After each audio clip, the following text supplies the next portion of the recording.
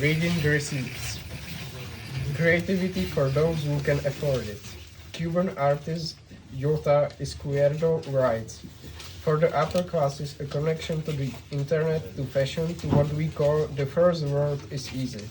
But for most of the population, piracy is necessity. It means access to culture, development and education. Typography as a political tool. Conservative approaches prevail as cultures are in the process of finding equal footing on the Western-dominated world stage.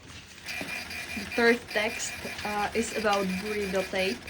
From such experiences, the students form a team and devise tasty tape, an edible adhesive that zips the burrito, taco, gyro, wrap, or food art and keeps its ingredients from falling out. Thanks for your purchase.